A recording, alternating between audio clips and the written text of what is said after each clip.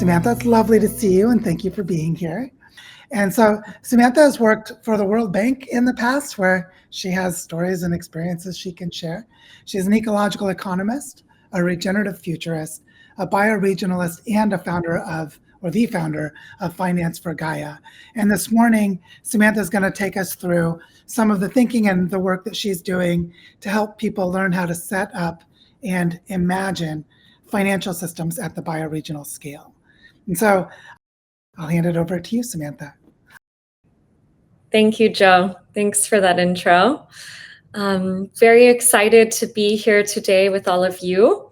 I'm calling in from the southern tip of Cascadia, and I am on unceded Ohlone territory in the East Bay of San Francisco in Oakland. And this is a very special bioregion, and I'm really looking forward to sharing with you some research that I have been doing on bioregional financing facilities and some work to start to design and implement those bioregional financing facilities in bioregions around the world. So today I'll be talking to you about a paper that I've been working on for more than a year now that represents the culmination of my experience as an economist turned ecological economist and bioregionalist, as Joe explained. This paper is called Decentralizing Financial Flows to Drive Regeneration, the Case for Bioregional Financing Facilities. And this paper is due out in the next couple of months. I am co-writing this paper with an amazing team at Dark Matter Labs, Leon Seafield, Raj Kalia, and Indy Johar. The project is one of the initiatives under the Buckminster Fuller Design Lab, under their Bioregional Resilience and Regeneration track. And so the Buckminster Fuller Institute has been an amazing supporter of the work from the beginning. And it is co-funded by Biome Trust, One Earth, and Dark Matter Labs. And in this white paper, myself and my co-authors make an argument for the decentralization of financial resource governance so that financial capital may more efficiently reach the people we believe are best positioned to contribute to global regeneration. It makes the case for the urgent development and piloting of a new structure to support this decentralization, what we call the Bioregional Financing Facility or Bioregional Fund. And we believe that every bioregion on Earth could create these bioregional financing facilities to support their transition to a regenerative economy and way of being. So I'm really excited to tell you more about this work today and how you can potentially engage. So before I get to the recommendations and templates that we're developing in the paper, I'm going to tell you a little bit about how I got here and my journey. As Joe mentioned, I worked for the World Bank. I'm trained as a neoclassical economist and have been on a long path of unlearning a lot of the neoclassical economics that I learned and learning to practice economics as a form of applied ecology, and one that looks at the pie not as fixed, but really is rooted in the potential for regeneration and for us to create a more beautiful future that has abundance for all. And in that transition, I have worked with a lot of Indigenous groups, a lot of people leading amazing bioregional projects, and I have worked in the nature finance space. So you'll see here several papers that I co-authored while I was at the World Bank on nature finance. I worked at the World Bank for more than 5 years. I did a brief stint at the US Treasury Department in the Environment and Energy Office, and have been working on this question of how do we change financial flows so that they're flowing to support healing of the earth rather than extraction and destruction from the earth for almost 10 years now. This has been the organizing question of my career, and it's taken me to advise central banks and finance ministries and some of the largest institutional investors in the world and the G20. And I was publishing a lot of reports while I was at the World Bank, directed to these audiences, trying to convince them to use the levers of power that they held to change where money was flowing.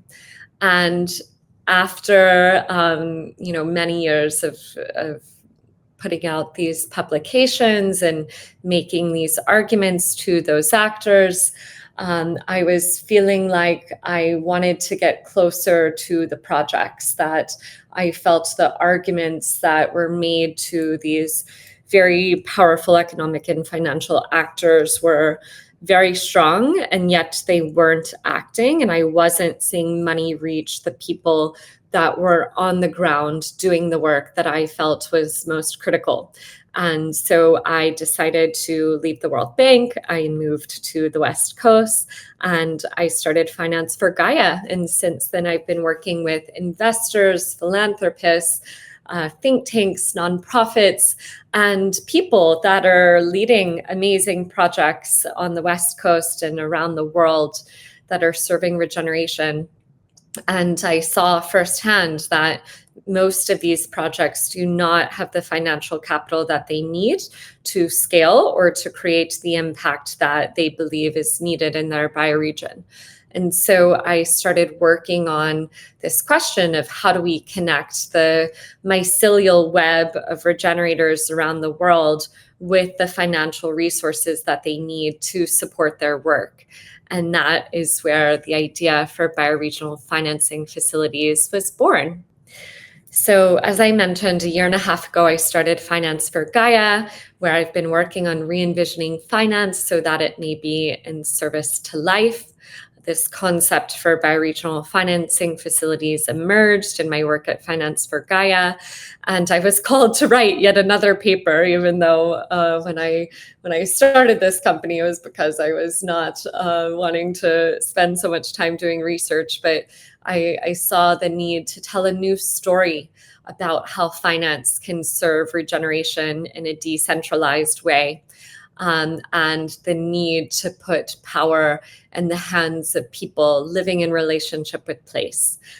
So I believe that this paper will be delivered to an audience that is ready to act, as opposed to many of the papers that I wrote where I was feeling like the audience was not yet able to put the recommendations into action. I think the bioregionalists around the world are hungry for this type of structure and will very quickly put it into action. So I'm going to talk a little bit about the problem as I see it and as I frame it in the paper.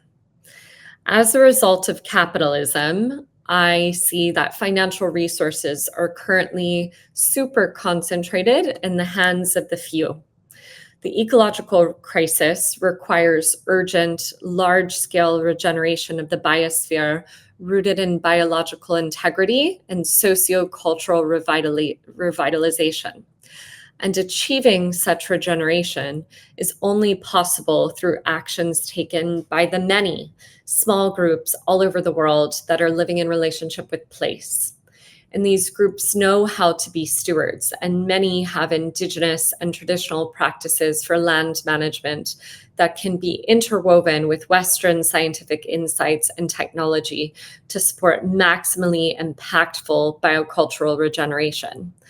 My friend Tyson Yunkaporta says it's not about Western knowledge and systems or their indigenous alternatives being dominant. This moment calls for bridging and co-design for the thriving of all of life. However, I see a lack of connective tissue between those that hold and manage the large pool of financial resources and the coalitions of actors on the ground carrying out these critical activities.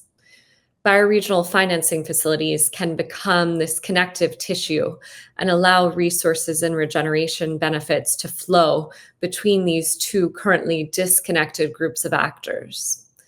Myself and my co-authors, as well as our advisors, believe that bioregional financing facilities are a critical piece of the financial architecture needed to respond to the ecological crisis, in particular, and the polycrisis more broadly, and can help drive the transition to economic activity that supports the thriving of all life on Earth, a mission that each of us that has contributed to this paper shares.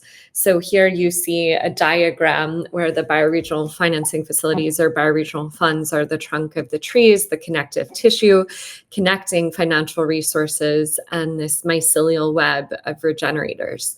So that is what we are aiming to do in the paper, with a story and with templates that we're designing that can help people in bioregions around the world begin to create these facilities.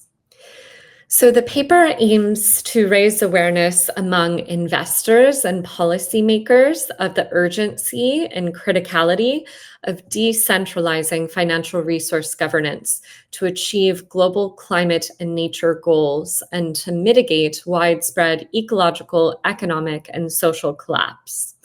While I was at the World Bank, one of the issues I was most focused on is looking at the financial and economic risks associated with destroying the biosphere and making an argument for action based in assessment of those financial and economic risks. And indeed, as you all know very well, the biosphere is the foundation of the economy and of our society. And if we destroy it, certainly the economy is going to fall along with the rest of our societal stability. And that audience very much is still hungry for recommendations on paths forward about how to mitigate financial and economic risks. And so this paper is partially directed to them, to get them to see that pushing capital through the financial architecture as it's currently structured is not going to lead to the results that they are aiming for, which is to mitigate these economic and financial risks associated with ecological destruction. So the paper aims to create a new narrative for large-scale investors and policymakers that helps them to understand the need to push decision-making down to a more place-based structure. The paper is also meant to catalyze bioregions around the world to begin designing and implementing these facilities and developing project portfolios so that they may raise and deploy financial capital that supports their transition to local living economies. We also aim to motivate a network of philanthropists, public grant providers, and investors to capitalize these facilities. They will be capitalized with blended finance, so there's potential for both investors seeking a return and grant providers to invest in these. Additionally, we will try to inspire innovators and futurists from across disciplines to develop new financial and governance tools, instruments, business models, and legal structures that can support the realization of both the local and global value of bioregional regeneration. Many of you are probably on this call today. So the risk as we see it is that there's a growing pool of financial resources committed to nature, and that if that growing pool of financial resources flows through the existing financial architecture, it could lead to further privatization, corporatization, and centralization of natural assets, as these assets are increasingly perceived as valuable in the face of collapse. So this nature finance movement that I've been a part of creating over the past 5 or so years could, lead to more dollars invested in ecological conservation and regeneration on paper. But if it doesn't support the regeneration of those resources in a new economic structure, in a new power structure, it could lead to a worsening of the ecological crisis and the poly crisis, in my view. As a result of the risk of this growing pool of resources contributing to privatization and corporatization and centralization, these resources, I believe, may work against the ecological regeneration goals laid out in various agreements nation states have made under the Rio Convention. So the Paris Agreement, the Global Biodiversity Framework that was agreed in Montreal just a year ago. And it may further destabilize social and ecological systems and financial and economic systems as a result. So the money that's being committed is not set up to serve the goals that that nation states or investors have identified, much less the goals that bioregions have identified. So I see this need for decentralization that I've mentioned.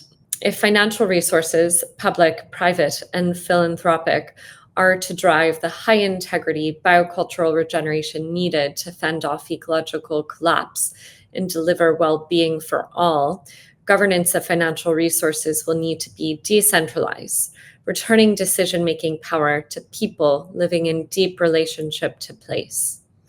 In addition, capital allocation will need to be systemic in nature through systemic investment portfolios to match the systemic complexities of the challenges it tries to address.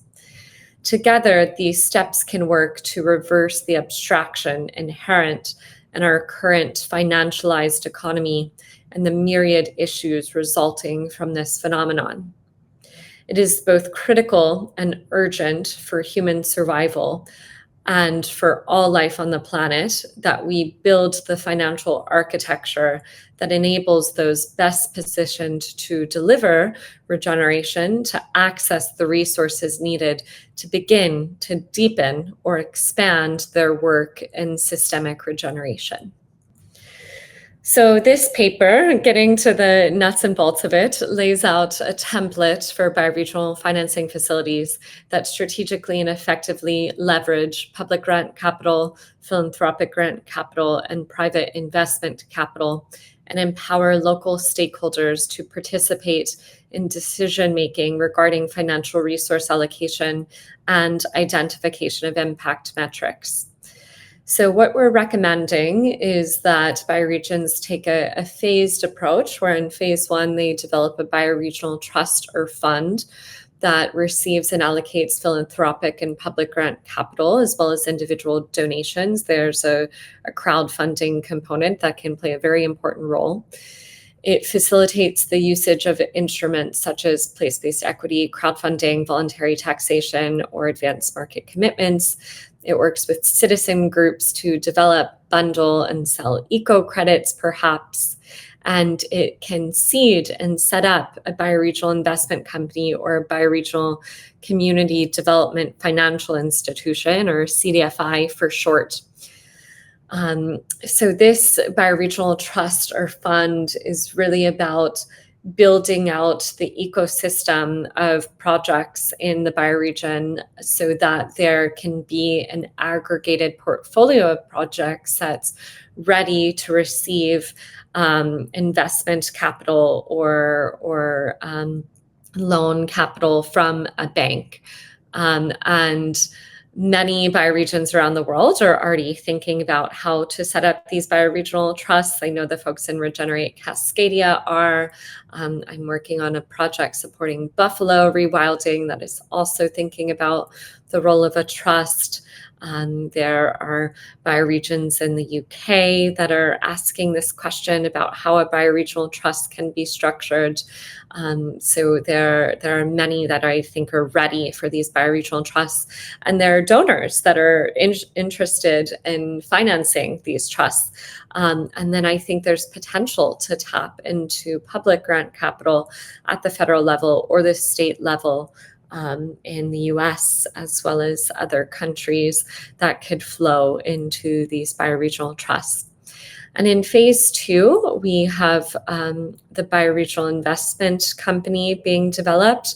Of course, this should be structured around living systems principles and not the traditional extractive investment structures that we have seen in the past.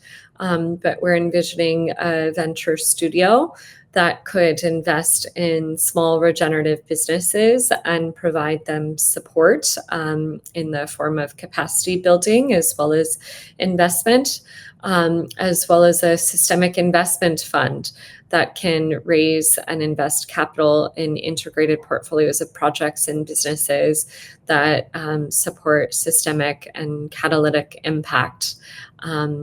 These could also issue sustainability-linked or green bonds supporting projects across the bioregion.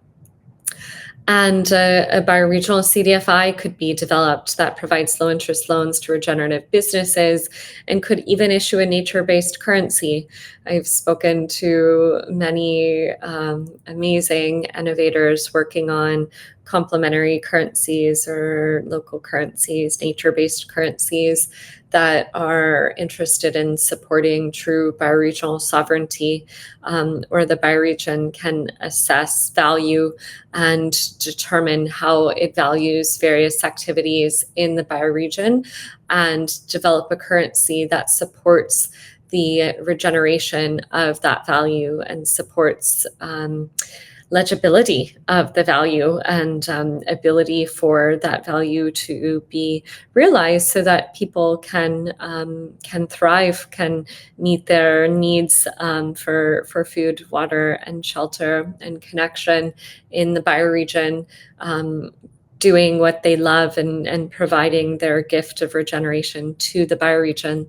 So I'm not sure that bioregion should start there. Some might, right? If there's a group that's really committed to developing complementary currencies in the bioregion, they could start there. But we're recommending in the paper that bioregions begin with 501c3 structure in the US, a charitable trust, and then move into an investment company and a bank that can be a bank for the bioregion over time. And the ability to play and to paint on this canvas is endless. And I am, and a team of collaborators, my co-authors on this paper, but also other collaborators that I'm working with, are ready to support bioregions to begin to design and implement these facilities. Knowing that this work needs to be funded in quite an urgent way, we're ready to get started on working on multiple of these around the world as soon as the paper launches. So here we look at capitalizing bioregional financing facilities. As I mentioned, many of these facilities will rely on a blended capital structure. And indeed, we believe that one of the compelling aspects of bioregional financing facilities is that they can very effectively blend capital. So we see public grant capital flowing in, private financial return seeking capital, philanthropic grant capital, and crowdfunding. So these types of capital will receive various types of returns. There are various activities that are aligned with the returns or the needs of these forms of capital. And there's an investment rationale that we're developing for each of these forms of capital that makes the case for them to invest in these bioregional financing facilities. And I believe that the storytelling around why return-seeking investors in particular should invest in bioregional financing facilities is one of the most important contributions of this paper. And I am working with one investor in particular that is quite interested in investing in these facilities. And I know there are more.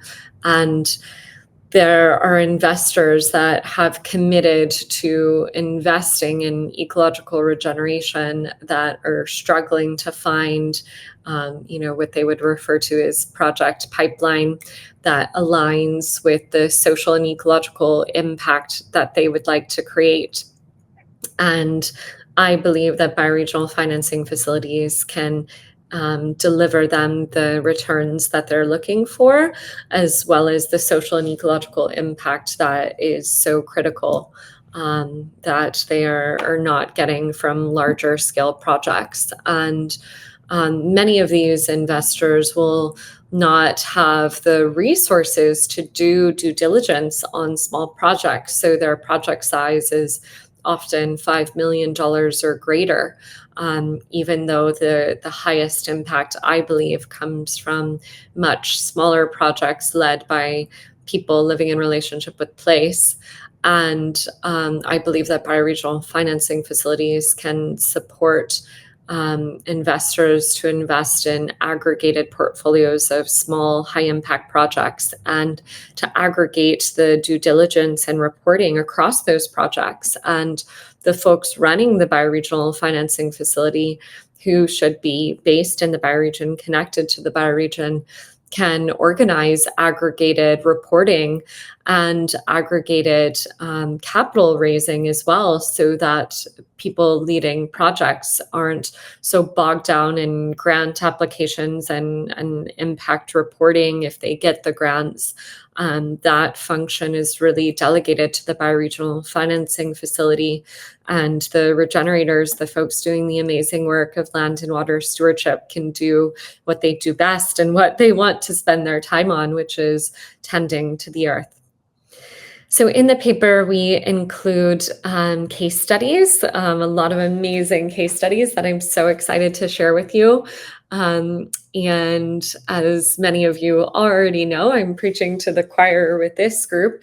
This work is already happening in bioregions around the world, and the paper aims to demonstrate various approaches to decentralizing financial decision-making and putting capital in the hands of regenerators. So we look at everything from Indigenous-led CDFIs to online tech communications platforms where bioregions are organizing, to the amazing work of Regenerate Cascadia in organizing and activating a bioregion, to the visionary work of Salmon Nation and the Edge Prize. So some really incredible case studies in the paper. And when the paper is launched, we plan to create a community of practice where people working in bioregions around the world can come together, share experiences, share their interest in designing bioregional financing facilities, get connected with folks that can help them to do that, whether it's myself and my colleagues or other people working on this. I want to connect everyone that has an interest in rapidly designing and setting up these facilities to do so, and to also connect funders, grant providers, but as also investors that are interested in capitalizing these facilities. So look out for that when the paper launches. In closing, I'll say that this paper is very much rooted in the belief that the fabric of a resilient society is woven from relationships, and that our current financial system is not serving relationships and is very often trying to remove relationships from the financing equation. And I believe that a resilient society is woven from relationships between community members, people, and the land and waters they inhabit and steward, the flora, fauna, fungi, and microorganisms that inhabit the land and waters, and that we must direct finance so that it supports and deepens relationships and the resilience they weave. So that's it. Thank you so much for listening to my work on bioregional financing facilities. I hope you'll check out the paper when it comes out and join the community of practice, join the discussion as we work on creating some of these facilities and all of the exciting things happening along the way. Thank you so much, Samantha. Really wonderful to just see all of this taking form and evolving and getting more into its intricacies. I remember when we talked about this about 6 months ago, and I've seen that it's really coming together. I wanted to maybe start by just sort of affirming something you said and then coming into a question. The affirmation is that there really is a need for financial flow, and the absence of financial flow into on-the-ground projects is strangling to the efforts on the ground. One thing I've seen that is connected to that is that projects on the ground are not prepared to mobilize funding. They're not organized. They haven't mapped themselves. They haven't identified the priorities and the criteria for what they would do in their own local context, and they haven't created their portfolios of projects. And that's something that we'll be talking about later this morning with what we've done in Barichara, where we actually have a couple of rounds of doing that. And I'm just curious where you see the, especially maybe it'll be in the case studies, but where do you see in this paper how to help people on the ground to prepare themselves for being able to meet with people who might want to bring funding or enter into a partnership around the mobilization of capital from outside of their bioregion to bring it in? So like, where do you see that coming into play at that sweet spot of inside out and outside in with respect to the bioregions? Absolutely. Thank you, Joe. And this is a very important point that I failed to address in my presentation. And actually, I think this work of mapping and organizing and activating a bioregion is the hardest part. And I think my job is easier than what you've been up to, Joe, and what many of the folks on this call have been up to, Brandon and Cascadia and Brian and the Toronto bioregion. And there is a whole section in the paper dedicated to what we call like creating the enabling environment for bioregional financing facilities to succeed, right? You don't want to start a bioregional financing facility if your bioregion has not come together and agreed in a democratic, participatory, transparent way on what bioregional regeneration looks like in that place, right? The bioregional financing facilities have to be in service to a bioregional regeneration strategy. So that has to be developed and agreed upon. The bioregion needs a map, a manifesto, where are we going, and how are we going to get there? And then the financing facilities themselves, of course, should be governed by local people, but those board of directors, whoever it is that's governing the financing facility, needs a North Star, needs a map to guide them as to how the money, and it will be initially a limited pool of capital, how it should be fairly disseminated. And so in the paper, my co-author, Leon Seafield, who is at Dark Matter Labs, but also works for the Bioregional Weaving Labs, lays out the phases that are needed to get the bioregion ready for bioregional financing facilities. So, there's kind of a preparation phase, a mapping and analysis phase, convening and activation, co-initiation and co-creation, and then a co-evolution phase, noting that there's a continuous integration of learnings into bioregional strategies. But I think there's a certain level of agreeing on a path forward for the bioregion. And I'm a big advocate for bioregions taking a 100-year long approach to envisioning where they want to go, but I think at least kind of 20 to 30 years to move beyond kind of immediate conflicts or a sense of scarcity in the bioregion that often, leads to disagreement about what should be funded. And then once that strategy is in place, there is some organizing and capacity building that needs to happen. People that are working on like things can come together and collaborate and develop, joint funding proposals to the Bioregional Fund to fund them to work together in a strategic and systemic way. And there's also, I think the Bioregional Trust can fund capacity building before the Bioregional Investment Co. comes in and then starts like investing in a portfolio project, or the Bioregional CDFI comes in and starts lending to projects. But that capacity building is really important.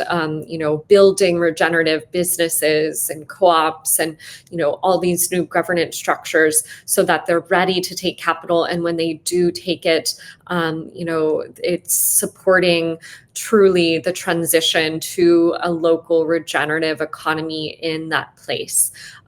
So absolutely, Joe, this work is critical and foundational, and bioregions should not jump right to like, we need money to get things done. I mean, like, certainly if there's a team of organizers that's doing the map, they need to be funded. The work of the design school for regeneration, that needs to be funded. But if you're going to like set up a facility that is going to start deploying capital across the bioregion, you need agreement on where it's going to be deployed and what means or what ends, it's going to serve.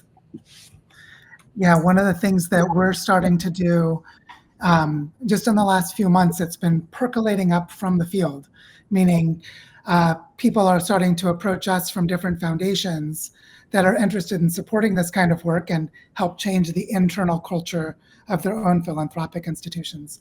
So we're starting to build a tapestry of relationships around a community of practice for a network of foundations, each of which may have its own geographic focus, like a foundation based in the UK, another one for Turtle Island, and so forth. And what we're already seeing is that there's a need for two things, like as early steps. One is to identify people who are doing the bioregional weaving in landscapes and support them in their work. And then the other is to create demonstrations of early models and frameworks that are transferable to really do this in practice. And so this is something that we see we're moving toward, I would say. So some of those elements are coming into place. And I wanted to bring in a question that had come from Suzanne Bowles, I'm pretty sure, because I know Suzanne had joined us, a mutual friend for both of us. She had typed this in. She said, what distinguishes an indigenous-led in quotes, bioregional trust from the others? Indigenous Commons points to the erasing of ecoculture meaning making and value as the major block to regenerative systems beyond lack of funding.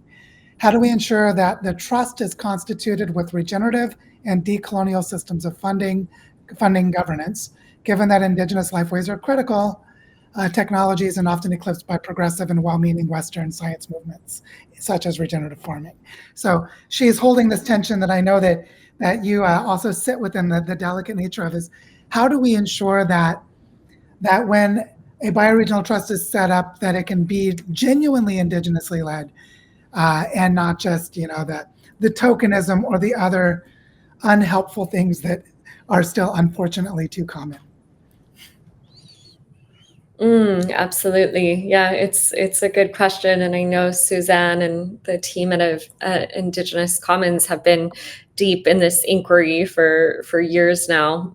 So she's probably a better position to answer it than I am. But I think in every bioregion, there will need to be a process to identify who serves on the governance board of a bioregional trust, what the process is for allocating that capital. And I think if there's a very clear bioregional regeneration strategy that's been developed through a democratic participatory process, it makes it a lot easier for the folks that are governing the bioregional trust to know where to send the money initially and how to sequence it. And absolutely, I believe that these structures should be based in a flow funding model, a trust-based philanthropic model where the donor that capitalizes the bioregional financing facility puts full trust in the people that are governing it to determine how to use those resources, right? There's reporting back on how they're used, but the argument that I'm making in the paper is that people living in relationship with place need to be deciding how to use those resources, and they need to be deploying them to the strategy that was developed by the people living in the bioregion that have a vision for regeneration. And absolutely, Indigenous folks should have a seat at the table in all of those discussions, and should certainly serve on the governance boards of bioregional financing facilities. And some bioregions, they'll probably make up the entire governance board, right? If the financing facility is being set up to serve Indigenous territory, then they can make up the entire governance board. In a place like Cascadia, I think they will have probably some seats on the governance board. I also really am very excited and making a strong recommendation for the More Than Human Life to have a seat on the governance board of the bioregional financing facilities. So on the Buffalo work that I'm doing, Buffalo could have a proxy vote in the form of a human representing the interests of the buffalo. In many places, watersheds could have a seat at the table. My friends in New Zealand have been working on a mountain having the ability to own assets and to sit on a governance board of how assets to support regeneration are deployed. So I think there's a lot of potential to innovate with governance structures.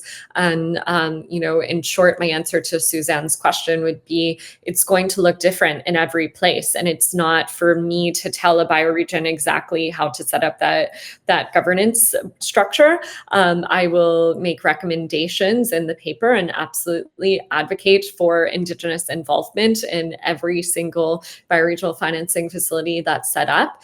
But I'm not sure all of them will be fully governed by Indigenous folks. I think in many places it will be a combination of Indigenous folks along with other bioregionalists working in the region. I want to go to another question from Steve. There are two questions together. Okay, Steve and David, and these are related questions. Steve asks, how address the coming collapse of global finance and market economy and transition to local currency systems? So how do we navigate the collapse of those financial systems to reemerge as local living economies with local currency systems? And then David asks, what do we do with the oligarchs who seem to believe that they can outlive the collapse and may be seeking to facilitate it? The Bezos, Musks, et cetera, et cetera. And how do you see sort of the real politic of that playing into these recommendations? Great question. Yeah, fantastic question. Thanks for that, Steve. This is a fun one. Yeah, in the paper, as I've mentioned, am trying to tell a new story about how capital can support mitigation of the polycrisis, the ecological crisis, collapse of our ecosystems. Because right now, the way it is flowing to nature is not supporting the mitigation of the risks that the capital is saying that they are seeking to mitigate, right? Whether this is large institutional investors or corporations, they are, they understand the risks. There is an understanding and awareness of the risks that was not there 5 years ago, and that was part of my work at the World Bank, was to bring attention to those risks. And yet the actions that they're taking and the way they're directing capital towards these resources is not yet serving resilience, because it's not shifting power to people living in relationship with place. And that is the only way to achieve resilience, in my view. And so I see these mechanisms as a way for us to kind of compost capital, right? Capital that has been extracted, capital that is supporting even corporations that are still based in extractive models, and we can start to invest it in bioregional healing. And I am making an argument for corporations that have historically extracted from bioregions or are currently extracting from bioregions, or at least sourcing from bioregions, to start to invest in restoring the value sheds of those bioregions, for healing and reconciliation purposes, or just strictly for business operations purposes. So I do believe that there is a way to attract some capital from this very fragile global capitalist system, and compost it to support the transition to local living economies. I don't think that we can do what we need to do at scale at the bioregional level if we are not bringing in some of that capital from kind of this old, fragile economic system. And I also have had the experience that at many of these large corporations and investors, there are people that, like all of us here, see that what the actions that companies are currently taking are not commensurate to the scale of the crisis, and they're really hungry to try something different. Thank you so much for that. And thank you so much for coming today and for sharing this with us. It's just, it's really helpful to ground the conversation we're having. Thank you so much, Samantha. We had Samantha Power with us, and she's working on creating frameworks to help people understand how do we create these collaborative funding and governance ecosystems. And so she talked to us about what is she finding as she talks to people around the world, and gave us like a conceptual container for us to have a conversation. What does it mean to create a funding ecosystem organized as a landscape to regenerate that place? How does that work? So, at the core of all of this was a way of understanding how bioregions can be organized, how they can organize themselves. And so we offered this bioregional regeneration platform, which is that you create a learning ecosystem centered around bioregional learning centers that coordinate and bring together all of the ways of learning, all of the ways of knowing within the landscape that are connected to the living systems of that place.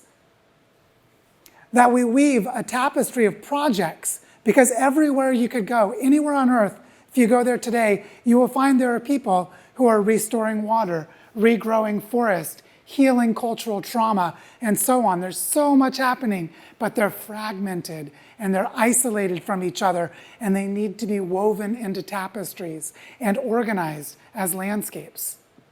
So these tapestries of projects are fundamental to the way we organize in the regeneration of bioregions. And then to do all of this, we need collaborative funding and governance. We need the movement of energy and resources and support, and we need decisions to be made close to where their consequences are, with the best knowledge available for those decisions, which means we need bioregional governance and bioregional economies. And with this way of thinking, we applied this to the greater Takaranto bioregion. We asked ourselves, how far along are we at creating these things? Do the elements exist? And what are examples of them?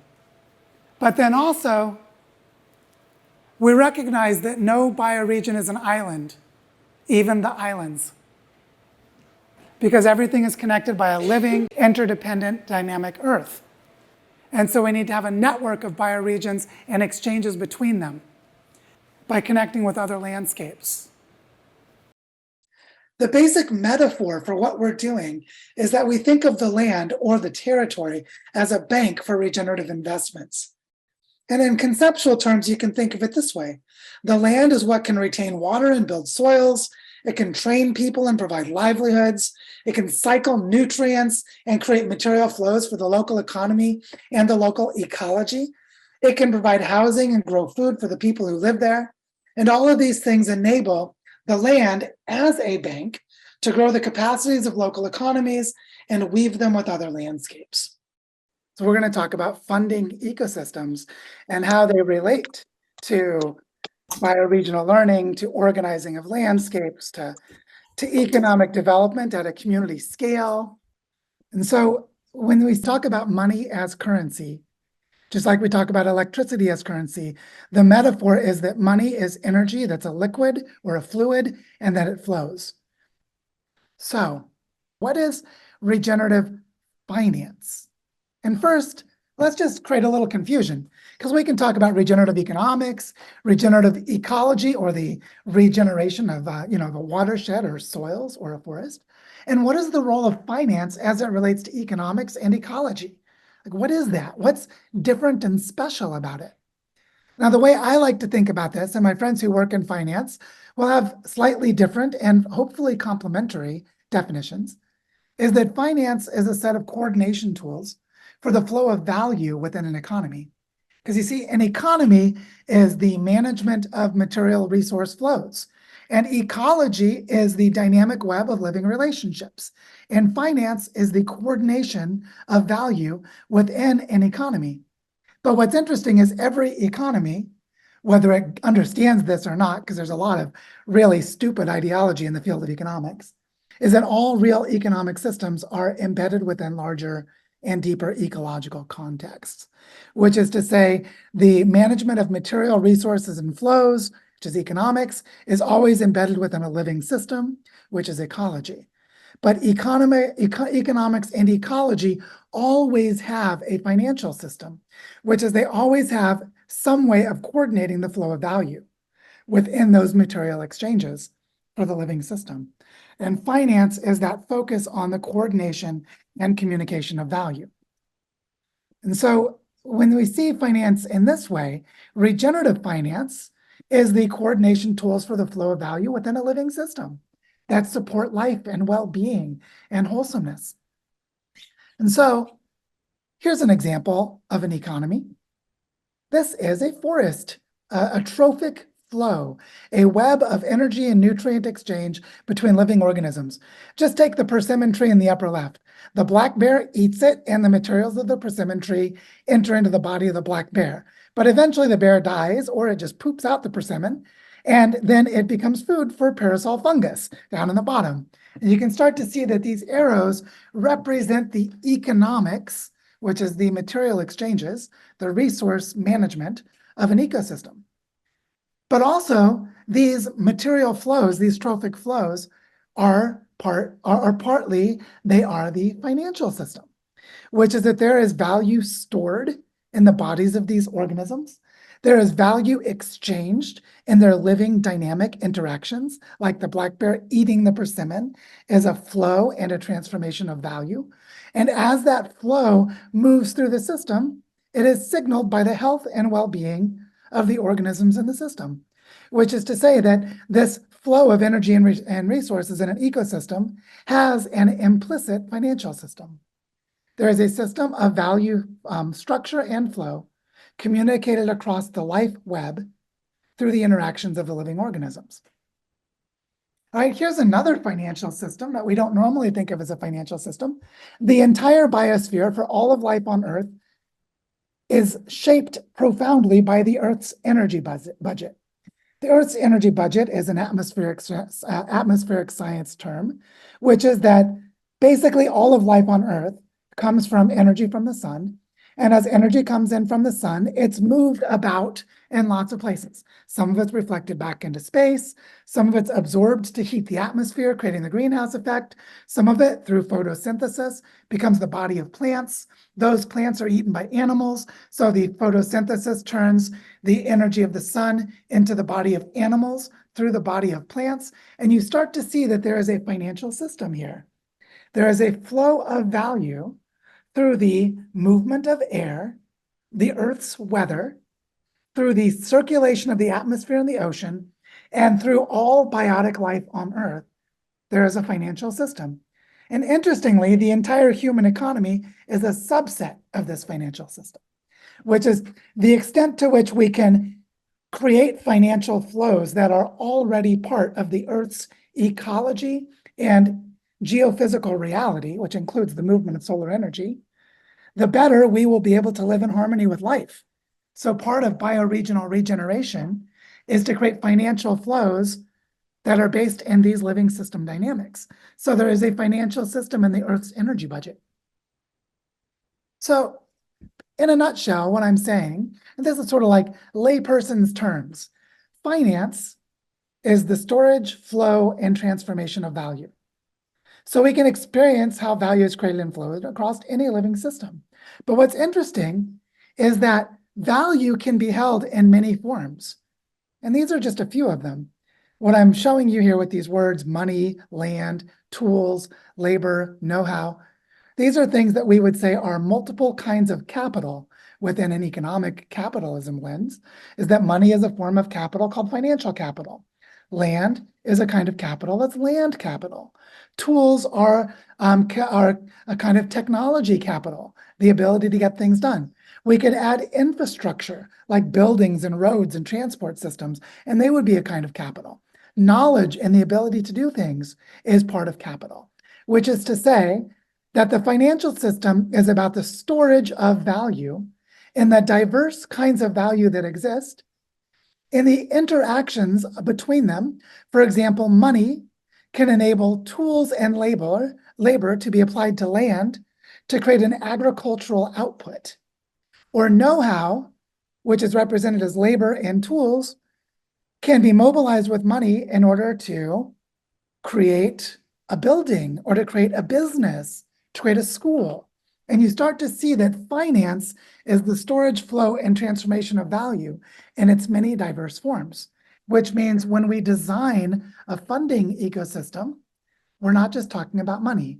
We're talking about all the forms of value that exist and how they are stored. So for example, you could take money, you could buy land, you could put the land into a community land trust, and now you're storing value for the community in the land. And then the land can store value by recharging an aquifer, by being a flood protection with a forest, or by being an agriculturally productive land, or affordable housing for local people. And you can start to convert the land into other kinds of stored value. And now you start to see that the financial system that we need to design is about all of the kinds of value in our landscapes and in our bioregions. So, does this remind you of anything? Well, hopefully it looks like a different version of this.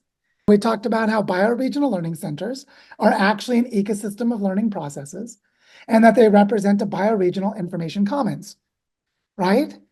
But what we can see is this learning ecosystem is filled with flows of value. Your ecosystem of learning processes includes land, it includes money, it includes tools, it includes labor, it includes know-how, which is to say, the financial system represented schematically on the left and the information exchanges in the learning system on the right are the same. So that means that the design of a financial flow and storage and transformation is also the design of a learning ecosystem. It's also the design of a local living economy. These are just different lenses to draw attention to different parts of what we're working on. And that means that to create a bioregional learning center, we have to design funding ecosystems. Otherwise, we can't gather, store, measure, move, or transform value. We need to know how to do that. And so, one way to talk about this is in the language of a bioregional investment platform, which is to say that we can imagine that there are different kinds of regenerative projects related to our learning ecosystem, and that these projects are spread out across our landscapes. So what if we organize the projects around a specific territorial landscape and defined it as a portfolio for investment? So that then an investor, which could be a local government with public sector investments, it could be philanthropic investment, it could be impact investment, it could be entrepreneurial business investment. But the idea is once you have looked at the landscape as an organizing pattern, and you see projects within the landscape, and you see, oh, all the projects within this watershed, they could become a portfolio. How do we create robust circulation of value and benefits for that entire landscape? And that's what brings us back to this image in the lower right, which we called the Bioregional Regeneration Platform, which is that there's a portfolio of local projects organized as a landscape, that there's a bioregional learning center or a learning ecosystem, and that there is a territorial foundation, which is collaborative funding and governance for the landscape system. And then we can start to see that what we're designing here is an investment platform. Someone who wants to invest in biodiversity, or invest in education for children, or invest in affordable housing, can invest in it within a portfolio that manages the risk because of the diversity of projects that are in that portfolio. Now, when we start to ask what kinds of projects could be in a portfolio like this, if you're looking at a specific landscape, like where we are in the Northern Andes in Colombia, or where some of our friends are in Cascadia in the Salish Sea, or like our friends that are in the Driftless region and the upper part of the Mississippi Basin, we start to see that there are different kinds of biomes and different kinds of ecosystems, that there are diversity of cooperative structures. We might have regenerative goals like local food production and food security, or affordable housing, or quality education, or connecting people to nature, kind of a variety of regenerative goals. So there can be projects that have different structures and different goals. Some projects are small, like a small Waldorf school or multifamily homeschooling. Some projects are large, like a watershed restoration project. They can be at various stages of development. You can have an idea for a project that doesn't even exist yet, or you can have a project that is weaving multi-stakeholder networks with multiple projects that's been going for 20 years. And you start to see that the idea of a portfolio is that these different kinds of diversity allow us to create integrative, holistic approaches and to diversify investment and manage collective risk at the scale of the landscape. And we're starting to see that the structuring of our projects into a portfolio is the building up of elements of a financial system. So in Barichara, Colombia, we've been doing this for about 5 years now. And 4 of the patterns of regeneration that have been guiding our work, just to start to see how would you identify regenerative projects, how would you organize them? One of them is we're focused on the restoration of entire watersheds. So in Barichara, Colombia, we organize regenerative projects around stream beds, watersheds, ecological corridors, these larger holistic landscape systems. We have a focus on a learning center in syntropic agroforestry, which is to say part of how we do watershed restoration and reforestation and food security and restoration of soils is with agroforestry methods. So creating an ecosystem of learning around agroforestry and reforestation methods is anchored to a learning center in syntropic agroforestry. That's connected to our need in our own territory to change the agricultural system, create local food sovereignty and local food security. So the transformation of local food systems integrates a lot of things within our watersheds and within our regenerative agroforestry practices. All of that is connected to the design of alternative economic models. And we have a really beautiful project in Barichara called Casa Común that is weaving together a tapestry of local projects, that is prototyping a community currency, that is a center for transformation of local resources, and that's connected to all of the other projects. And what you can see is that when you look into your own bioregion, you will see patterns like, in your bioregion, do you need to restore watersheds? In your bioregion, do you need to have an integrative way of doing regenerative practice for landscape restoration? In your landscape, do you need a different kind of agriculture, a different kind of tourism, a different kind of local economy? And you start to see that these kinds of patterns become organizing principles for how you create funding ecosystems. You organize around these high-level goals and strategies related to them to see how to store, flow, and transform value within your landscape. So you see, this is a portfolio approach, which is to say there are individual regenerative projects in your bioregion, and you build up collaborative processes within those projects and between them to weave new efforts and new scales of capacity for your bioregion as a whole. And so an element of this that I think is really important to add is a specific lens, the lens of community philanthropy. Community philanthropy is a particular philosophy and ethic for finance, and it works like this.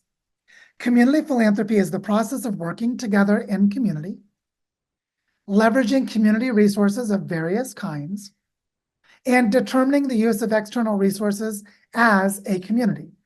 So community philanthropy is acting in service to the community as a community member.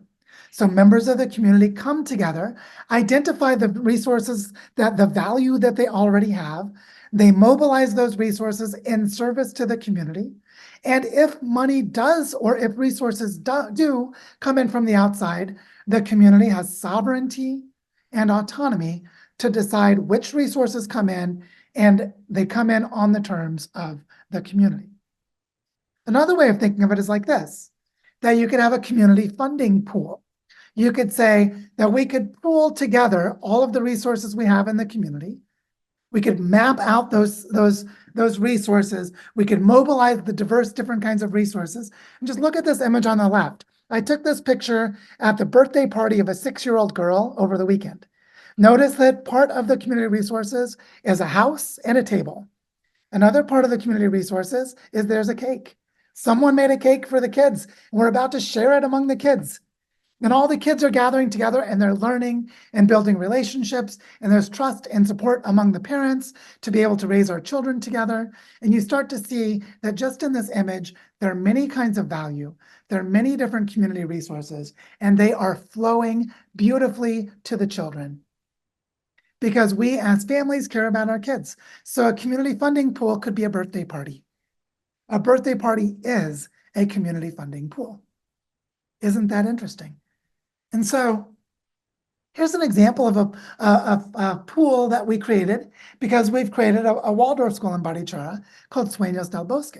So we pulled together some money, and then we used some of that money to hire really awesome teachers. Here are some of our awesome teachers. Our awesome teachers have been flowing value into the community and connecting with other awesome teachers.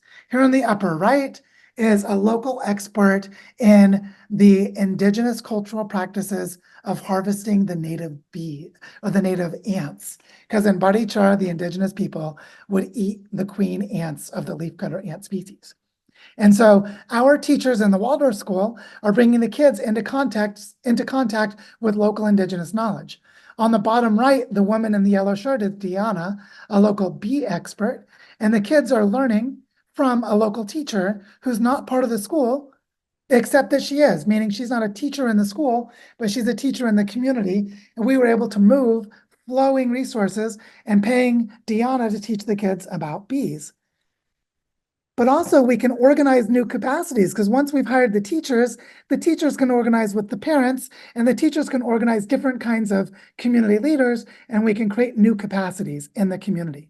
And you can see in these images that the pooling of resources into a community fund, which we've called the school, Sueños del Bosque, but it's a community fund as well, has allowed us to invest resources in the storage of value of human beings, of teachers who came to the community. And those teachers are a really valuable resource because they can actively transform value. They can actively facilitate the flow of value into human relationships and learning processes across the community. And this is a funding ecosystem. So there are two important things that I want us to be really clear about. The first one is that a fund is about a lot more than money. So yes, a fund can have money in it, but money is just one of the tools one of the resources that we have within the community. There are many, many other kinds of value that a fund can hold. So as we design our funding ecosystems, we should look at those diverse kinds of value. The second thing is that the financial system is how coordination and flow happen, which means that it might be implicit, it might be invisible, but it is definitely there. If value is being stored, if it's moving, if it is transforming, there is a financial system.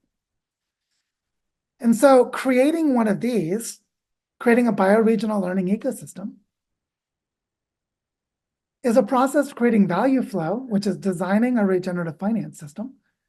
It's about funding pools of bringing together resources in service to collective goals and to mobilize them into community processes. And that real world exchange is happening, that there is a regenerative economics that is occurring within the learning ecosystem. And that's why creating a bioregional learning center is also creating a funding ecosystem and is also about governance and decision making. But what we can see is that we need to be thinking about how we invest in our communities with the resources we have. But I want to make a comment on extractive investments, because one of the big questions that I think many of you have asked or have been asked is, should I accept funding that requires a financial return to the investor?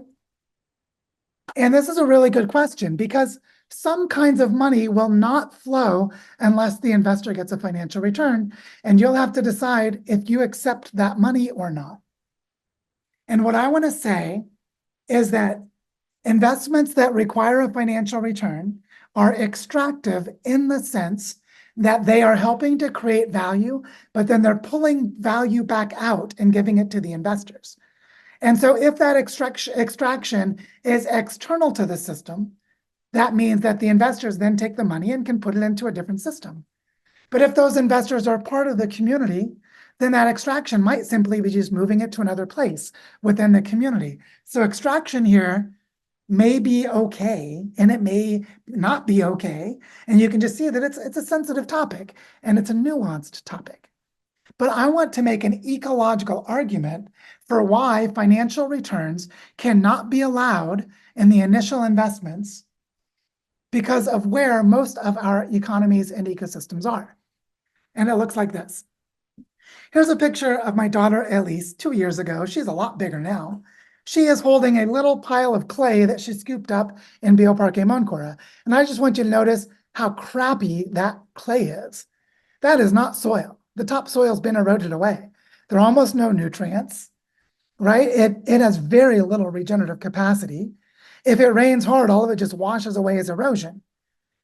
And so if you are in a degraded landscape, like the one that Elise was in this picture, then you're in the left on this curve. So if we think of time moving forward from left to right, and regenerative capacity is from bottom to top, so the higher the line is, the more regenerative capacity there is, that if you go into a degraded landscape, you have very little regenerative capacity at the beginning. There's no soil to speak of. There's very little regenerative capacity. So we need to invest in cultivating the regenerative capacities. And if you tried to extract an agricultural output, if you tried to grow food crops in this lousy soil, you'd very quickly find out that you would just degrade the soils even further. And that extraction of an economic output would harm the building of soil, which means at this stage of degradation, the investments need to be in building up the regenerative capacity. But eventually the regenerative capacity becomes self-perpetuating. It becomes cumulative, and the harvest becomes possible. You could harvest outcomes, which means if you were going to have a financial investor get a financial return, that might happen at a later stage, but it would be harmful to the accumulation of regenerative capacities at an earlier stage. See, investments need to focus on increasing these regenerative capacities in the local culture, the economy, and the ecology, which means we need to understand when we invite different kinds of investment. And just as a side comment, in the landscape finance model developed by Common Land Foundation, they have found that financial returns aren't even realistic or feasible for regenerative businesses at the landscape scale until 8 to 10 years in. And that before that, it's primarily public goods investment and philanthropic investment. And it's for this reason. It's because to build up the robustness of a regenerative economy, you need to actually invest in that regenerative economy without extracting from it, because it's fragile and brittle in those early stages.